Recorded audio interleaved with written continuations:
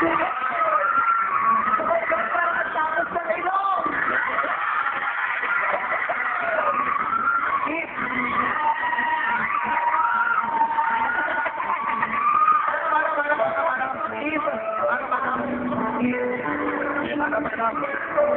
naman siguro ako sasaway kung nalapit ako ng kaunti lang, ha? Ikaw dito para sa akin, ha? Istimahin ko lang ang bisita. Bawal sumilip, ha? Bawal sumilip. Yes, Ivan, ikaw ba yung nasa anino dito sa gilid namin? Yes, oo, ako daw. Wala na, hindi ko na ba na-explain? Ikaw mismo yung nag-tweet, ha? Hindi ka ibang tao. Ako mismo yun. Ivan, anong buong mong pangalan? Ivan Vergonia. Ivan Vergonia. Vergonia? Yes, mystery. Kaano-ano Sorry. Doris? Mystery Vergonia. Vergonia. Pero ano? Hindi mo ka-apelito si Madam Doris. Hindi. Oo.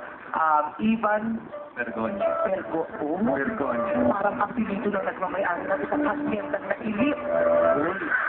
Grabe ay ako. Diba? Taga saan ka, Ivan? Originally from Santa Rosa. Originally, so piratedly, saan ka tayo? Originally saan? Santa Rosa, Laguna. Santa Rosa, Laguna. Pero nag-stay ako sa Taguig for work. Saan sa Taguig? Pateros? Saan din? Sa BGC. Taguig? Naku, di ba sa Taguig? Diyan ang gagaling ang pinakamasasarap na balon? Di ba sa Taguig? Yes. Pateros. Pateros. Di ba? May pabalot ka ba ngayon? Wala. So, next time. Ng balot. Okay, ilang taon ka na? 22 years old. 22. Wow! Kailan ka? Oo nga, talaga siya nag-girlfriend ko! December 17, malapit na. Ano At yung concert. sa'yo? Oh my God! Alam mo, ang gitera kayo, palibasa gusto nyo lang makausap. Anong zodiac sign mo? My great boyfriend! Sagittarius. Ano ba mga katangian ng Sagittarius? Creative. Creative. So, marunong ka gumawa ng gown, ganyan. Creative. Nananagi ka ng mga paano klaseng creative yan? Marunong ka mag-flower arrangement, gano'n? Hindi. Gano'n ka sa creative? Creative, ang gawin na... Ay, Siguro sa... yan, nakikinig ko agad ako. Ano? Siguro sa... Creative ka sa girls. Nakakatuwa ka ng girls? So, ayaw na mag-play up ng girls. Hindi naman. Pero marami namang paraan kasi para nakapagpakita ng creativity. Diba? Yung iba nadadaan sa pagsusulat, sa pag-ayos, sa pagpresenta ng sarili, diba? Kung paano niya ilulusot ang sarili niya sa mga sitwasyon, diba? Nakakapagpakita tayo ng creativity dyan. Okay. Paano mo nabalitaan tong eksena kay Pastillas? Sino nagkwento? Napanood mo pa? Nabasa mo? May bumulong? O kusang hangin na nagbigay sa'yo ng balita? First time ko siya nakita nung nag-gym ako sa TV. Sa TV Patrol, kay Mark Logan. Ayun, first time ko siya nakita. Tapos nakita ko nga na trending siya sa Twitter. Tapos parang naging interesado ako na gamitin ko yung Twitter ko. Tapos mag-tweet din ako, makasali ako sa mga nag-tweet para ma-meet ko rin si Miss Pastillas. Bakit gusto mo makisali? Ba't gusto mo Kasi, bored ka? Hindi naman. Nung nakita ko yung video niya, parang, syempre, nagandahan. Sabihan. Tapos, ayun, yung mga hugot niya dun sa video, parang gusto ko siyang i-comfort. Oh. Gusto ko i-comfort. Yes. Bakit? Nalungkot ka sa istorya ng buhay niya, ng love life niya? Yes. Oo. Ikaw ba ay nakaranas na rin ng katulad ng naranasan ni Miss Pastillas? Nasaktan ka na rin ba sa relasyon? So far, siguro hindi pa naman ganun kasakit siguro katulad sa kanya. Hindi ganun kasakit. Pero Pero nagkaroon ka hindi na... pa ako Ha? Hindi pa ako naka-experience ng masakit sa relation. Hindi ka pa naka-experience ng masakit. Buti pa rin ako.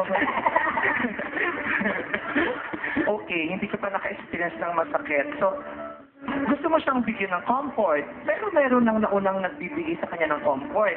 Napapangiti siya. In fact, hindi lang siyang napapangiti, kundi kami din at ang mga buong madlang people napapangiti na nung dalawa. Alam Di ko. ba? Ano, parang lahat ng babae ngayon, parang gustong maramdaman yung mga pinararamdaman yung ispan sila sa mga ginagawa kang prinsesa.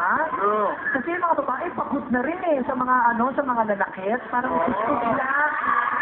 Isulit niyo naman kayo, Reyna, prinsesa, ilagay niyo kami sa pedestal, katulad ng ganyan. Parang Rapunzel, di ba nasa tuktok ng tore, pero lahat ng lalaki gustong makaakyat doon at makilala siya. Di ba? Okay. Kasi dito sa Advice Ganda, itong programa ito ay naglalayong makapagbigay ng mga question o mga payo sa mga may suliranin o may pinagdadaanan. Mayroon ka bang gusto hinging payo mula kay Madam Bertun? Yes. Meron. Ano ito? Kung meron na bang pumoporma o may nauna ng pumorma sa isang babae, okay lang ba kung i-express ko din yung kung ano yung interest ko or feelings ko sa kanya? Okay. So parang kung meron kang nagustuhang babae, tapos Yes. nalaman mo na meron Meron na pumoporma yun. Oo, meron naunang nagpaparamdam sa kanya ng nag-express sa kanya ng mga damdamin. Kung sisingit ka pa ba? Oo. Diba ang Ganun. tanong mo? Kung Exacto. sisingit ka? Exacto. Ano mo, ang dami kasing barkadang lalaki at naririnig ko pag nagkukwentuhan sila, parang isa siyang unwritten rule na kunyari, gusto mo yung babae, pero pinopormahan na ng kaibigan mo, kahit gusto mo, hindi mo napopormahan. Pipigilin mo kahit gusto mo, kasi respeto doon sa kaibigan mo. Pero narinig ko din sa kanila, kung di mo naman kaibigan at wala kayong kinalaman sa isa't isa, okay lang. Naligawan mo din. O okay lang na pumasok ka din sa eksena.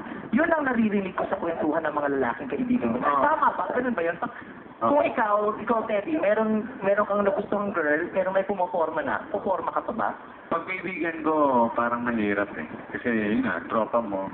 Pero pag hindi mo naman kilala, basta okay din sa girl. Basta sa girl ka naman magpapaalam. Oo. Hindi mo kailangan magpaalam dun sa iba. Kasi hindi mo rin naman sila kilala. Oo, okay. Sa girl ako magpapaalam. Ganon din sa YouTube. Basta huwag mo lang sisirahan yung ibang naliligaw. Correct. Diba? Oo.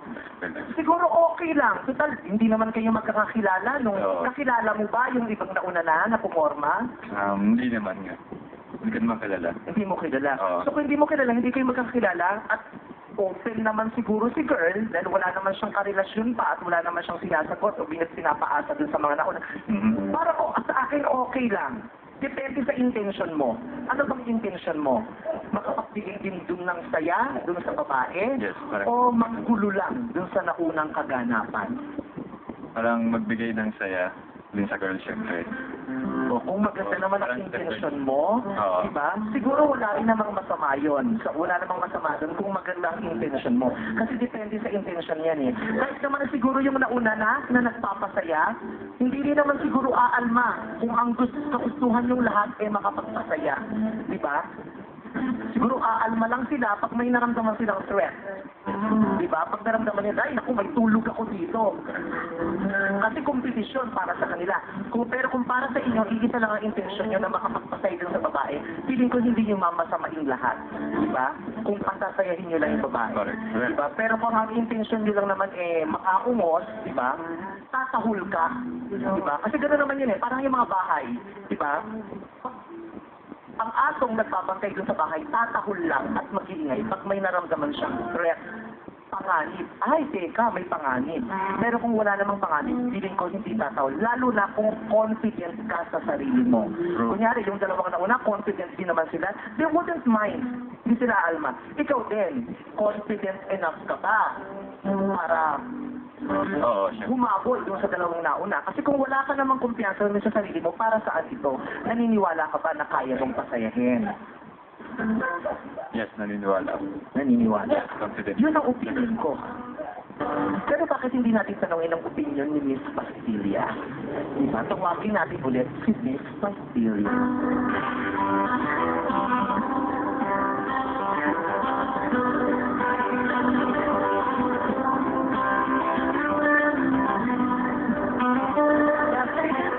Good afternoon. Alam mo, nung natagpuan ka namin at nalaman namin ang problema mo, tapos tinutulungan ka namin sa mga problema mo, ang gaan-gaan ng loob ko sa iyo.